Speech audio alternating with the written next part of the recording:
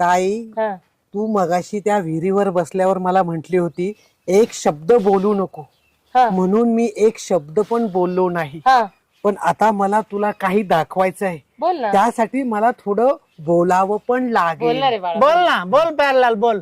ताई उभा ताई हा घे माझा मोबाईल, काय याच्यात उघड. पासवर्ड? ल हा नाहीये, चुकीचा. इंग्रजी भाषेतला ल अरे कर सांग. सांगतो. मोठा ल हा आणि थांब. हा हे बघ बघ ताई, दाजी दाजींना पण दाखव.